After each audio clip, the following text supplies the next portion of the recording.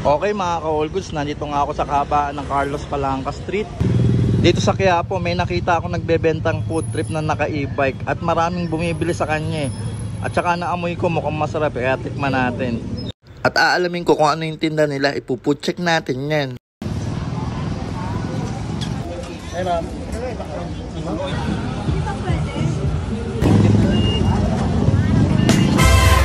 Bossing, magandang araw. Ano pangalan nyo, boss? Rodel po. Boss Rodel, anong paninda nyo? Anong klaseng ano yan? Sandwich, French toast. Yun, magkano naman yan, boss? 25 sir. 25 pesos lang. Anong klaseng palaman yan, boss? Anong mga palaman yan? Ham and cheese po. Ham and cheese. Nakakailang ganyan naman kayo nauubos ka isang araw, boss? 200 to 500. Grabe, ang dami ah. Pag dito lang sa Quiapo, pero pag ibang lugar. Dito lang ba? Iba-iba ba yung pesto nyo? Sa ibang Mandaluyong naman. Sa San Juan. Anong araw kayo nakapesto dito sa Quiapo, boss? Linggo lang, linggo. Linggo, anong oras nagsisimula? Hotel, hanggang maubos. Ayun.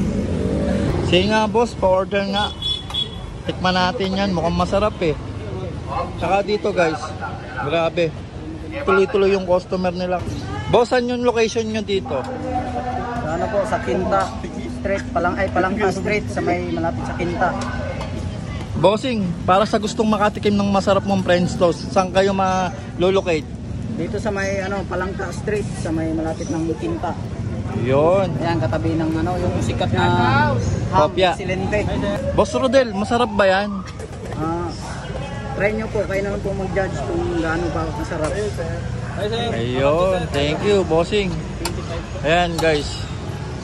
Dito sa mismo nila niluluto. Bossing, paano mo naman naisip yung gantong konsepto? Sa dati naming trabaho, sir. Ayun, kumusta naman, bossing? May kinikita ba? Ang mura eh. Paano naman? Kaya namang bumuhay ng pamilya. Ayun. Sige, bossing, thank you. Tiga saan ba kayo, boss? Tiga dito ba kayo talaga sa Quiapo? Mandaluyong. Mandaluyong pa. Grabe, bumabiyahe pa kayo. Yes po. Anong oras kayo nagtitinda dito, boss?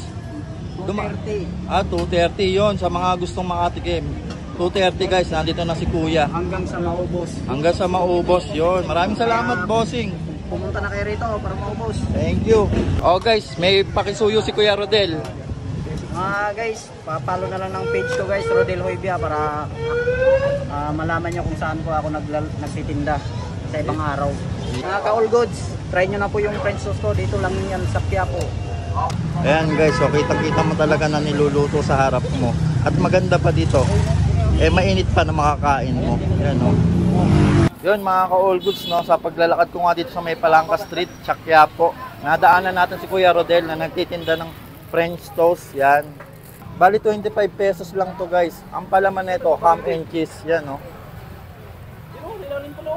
Napakasulit na ito sa 25 pesos guys. Tikman na natin. Ang daming bumibili sa kanya guys. Na-intriga ako kung masarap. Kaya tikman na natin. Kano yun yan?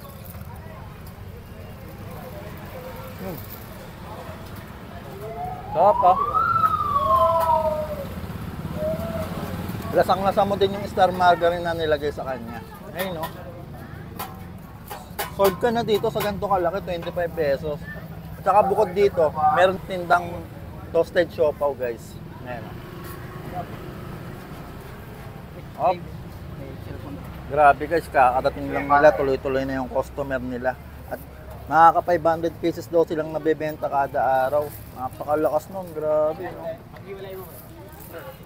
Sarap. Quality.